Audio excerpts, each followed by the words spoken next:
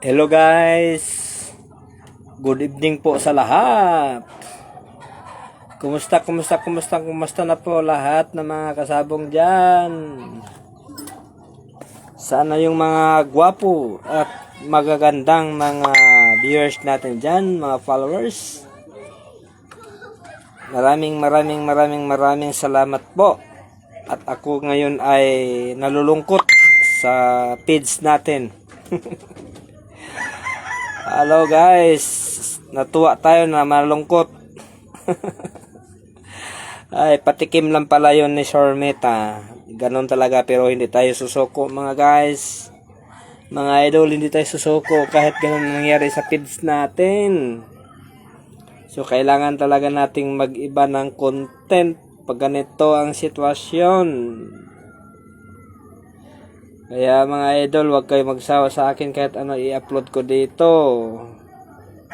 Mag-share pa rin kayo. Kasi pag may biyaya na tayo, lahat na nag-share, ay may share din na blessings galing sa akin.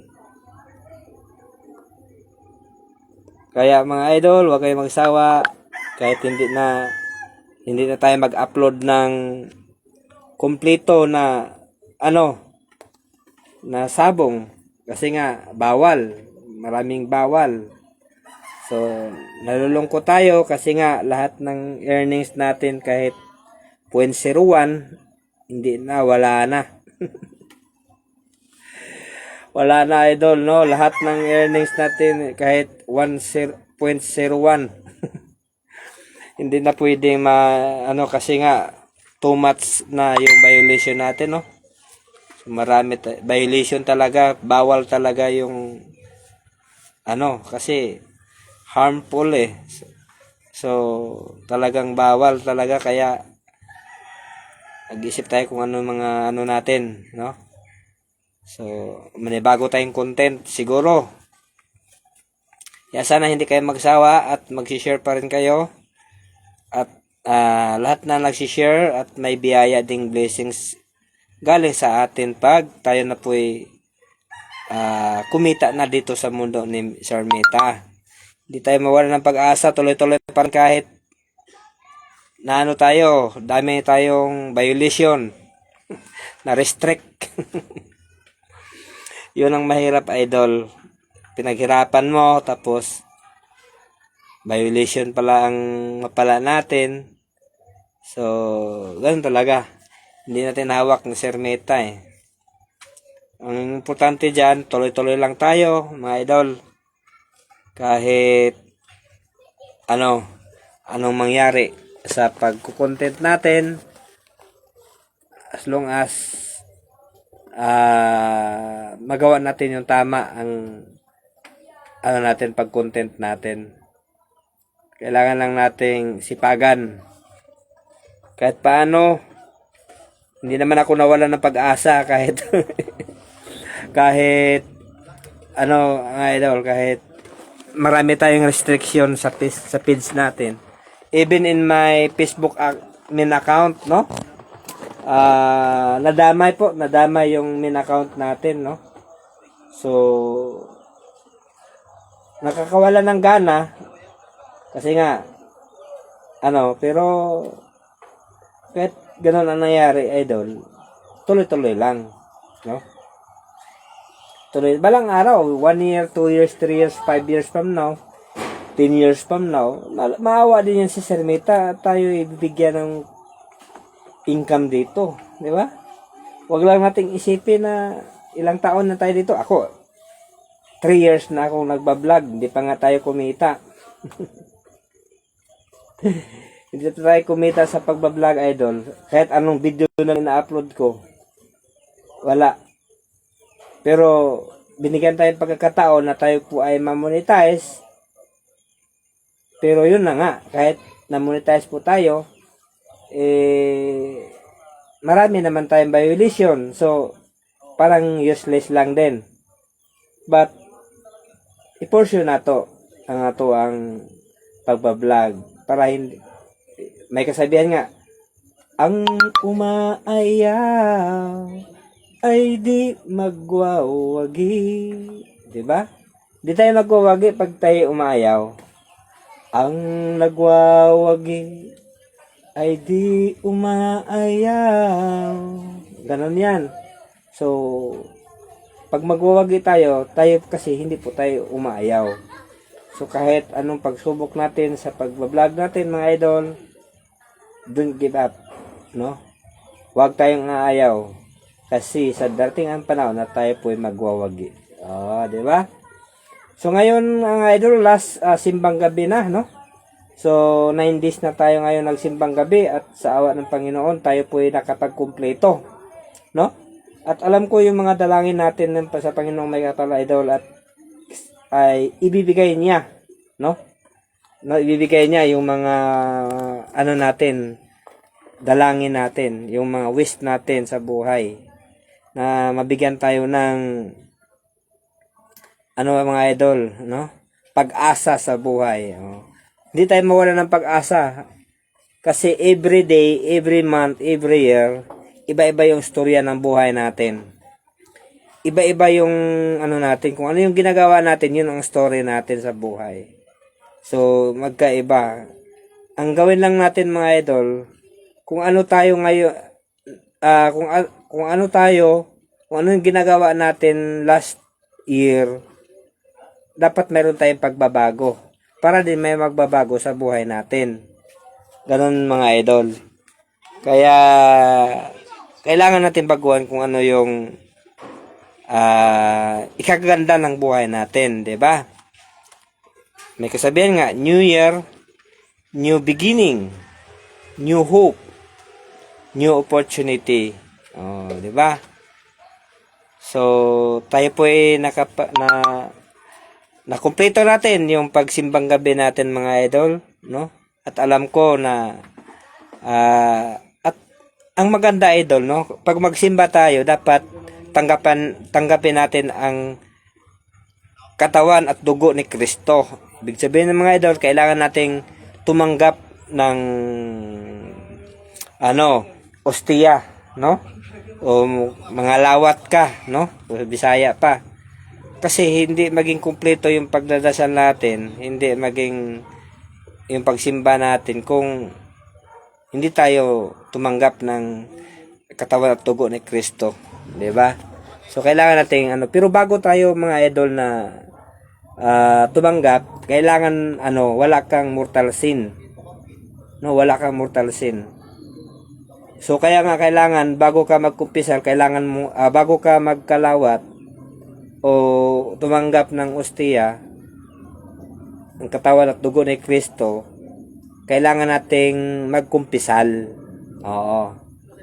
Kailangan magkumpisal kasi nga hindi tayo pwede na tumanggap ng dugo at katawan ni Kristo kung tayo po ay may mga malaking kasalanan na gawa sa buhay. 'Di ba? Tulad ko, mga idol, ilang years po ako, 10 years po akong hindi nakapagkumpisal. Bakit? Makasalanan po ako, mga idol. Mortal sin po ang nagawa ko. Mortal sin. Pero sa awa ng Panginoon, kahit ganon, ay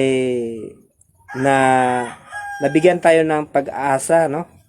Nakapagkumpisal po tayo, at mula nung nagkumpisal po tayo, ay linggo-linggo po tayong nagsisimba. At tumatanggap na tayo ng katawan at dugo ni Kristo. So, ganun po, idol. Dati kasi, idol, mula bata, no, lagi talaga ako nagsisimba. Pero, alam mo na, mga idol, pag, yung bang parang nagbago ka na, umasenso ka na, kumbaga, marami ka ng pera, no? Totoo talaga, mga idol, pag marami tayong pera, marami tayong magawang hindi maganda. Oo, totoo talaga, mga idol. Pero nga, depende sa pag pag marami tayong pera, nagamit natin sa hindi maganda. Maganda, maraming pera, kaso nga lang, hindi natin nagamit natin yung pera natin sa hindi maganda. Kaya po, kaya ang nangyari. Yung routine, no? Grabe talaga, idol, nung So, kaya, mula nung talagang hindi na ako taga-simba. No, isipin mo, siguro basta ang tagal, mga 10 years siguro, or less than 10 years tayong hindi nakapagkumpisal o nakapagsimba linggo-linggo. Kasi nga, yun na nga idol, nalulong tayo sa kasalanan. No, kaya ganon ang nangyari. Pero kahit paano mga idol, kahit nalulung tayo sa kasalanan, parang hindi ako pinabayaan ng Panginoon, no? Pero ngayon idol, na yubang talagang gusto mo talaga yung pagbabago, no? Pero yung pagbabago natin idol, hindi siya agad-agad, no? So may process yung pagbabago ng tao. Hindi matatanggal. Halimbawa, user ka, pusher ka, no? Halimbawa mga ganyan. Pero wala tayong ganyang bisyo mga idol, no? Wala tayong ganyang bisyo, no? So, baguhin lang natin kung ano yung, no? Kailangan natin magbago talaga. At tayo ikumpisan natin sa pare, no? At tayo yun na nga, na ako, linggo-linggo na tayo nagsisimba. Ngayon, nakakompleto ako ng simbang gabi. First time in my life. Idol, first time ko simbang gabi na kompleto. Oo. First time ko. Kaya siguro, tuluyan na tayong magbago. Kasi nga idol, talaga makasalanan po ako. No? Sabi nga ni Father, kahit maliit o malaki ang kasalanan natin, wala pong pinipili ang Panginoon. Pareho lang kasalanan. Walang pinipili. Kahit gaano kalaki, kahit gaano ka mortal sin yan, as long as humingi tayo ng tawad sa Kanya, no? Tayo po ay patawarin, maliit o malaki. So, kaya ganun idol, no? So, lang natin mga idol, na tuluyan na tayong yubang magbago, no? Sana. Kasi sa totoo idol, babaero talaga ako. Yun ang weakness ko mga idol, mga kasabong. Oo. Totoo mga idol. Grabe. Iba talaga pag gwapo. So, yun lang talaga mga idol ang problema ko sa buhay. May nag-comment, ang gwapo no. Joke lang mga idol, no. So, yun na nga mga idol, no. So, malapit na pong oras, tayo na po papunta na po tayo ng simbahan at tayo po manalangin, no, para makumpleto natin yung 9 nights, no, sa simbang gabi. Kung hindi kayo nakapagsimbang gabi, pwede naman sa Misa de Gallo, no? Madaling araw po 'yan, no? So, Misa de Gallo po, simbang gabi, pareho lang. So, hindi ka makapag-attend ng simbang gabi, pwede ka madaling araw, Misa de Gallo. Ayan. Para papasok yung blessings mga idol, no? Marami tayong blessings na darating, no? So, at maging blessings din tayo sa ibang tao. So, ganun mga idol. Kahit gaano kahirap ang buhay mga idol, huwag tayo susuko. Ako kahit gaano kahirap ang buhay pinagdaanan ko, hindi ako sumuko. No? Hindi tayo susuko mga idol, kasi nandyan ang Panginoon na laging nandyan para sa atin, no? So, hanggang dito lang ang live natin mga idol, at maraming salamat, no? Sana mag-share po kayo sa mga videos natin, at huwag susuko hanggang dulo. At alam ko, tayong lahat dito mga idol, magtatagumpay sa buhay. Trust the process. No? Magtatagumpay sa buhay. Trust the process. Tiwala ka sa sarili mo. At alam natin na nandyan ang Panginoon na handa na tutulong sa atin. Handang gumabay sa atin. Walang iba ang tutulong sa iyo kung hindi sarili mo, at andoon yung Panginoon na nag-guide sa iyo. Kasi nga may kasabihan mga idol, our destiny is our choice. No? So, kung anong gustong buhay natin, choice po natin yan. No? Kung ano yung destiny natin, yun po ang choice natin. Kaya, don't give up. Kahit anong mangyari sa pagbablog natin, no? Kahit maraming mga demonetize o whatever, dapat consistent lang din tayo lagi. No? Consistent. Consistent is the key. No? Trust the process. Ganon yan ang idol. So, hanggang dito na lang mga idol, no? So, salamat sa 3 million views at Merry Christmas. Alam nyo mga idol, masaya ako na kayo ay nandito, no? Masaya ako sa mga followers ko. Umabot na tayo ng 28k, no? Umabot na tayo ng 28k. So, maraming salamat at balang araw mga idol, may kapalit yan, no? Yung pagsuporta nyo sa akin, may kapalit yan na biyaya na galing sa Diyos, no? So, yun, may viewers pa, so hindi pa tayo, so anong oras na ba mga idol? Alas 7 na, no? 7:30 tayo aalis, no? Kasi 8 ang umpisa ng Kaya, yun ang idol, no?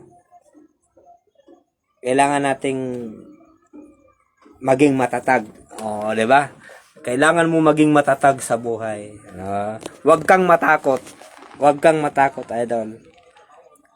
Huwag kang sumuko. Huwag kang matakot.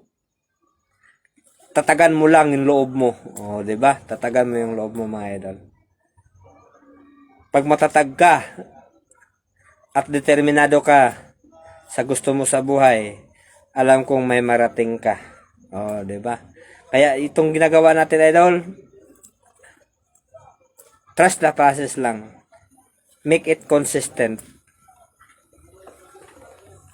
Maniwala ka lang sa iyo at sa Panginoon at ikay pagbigyan.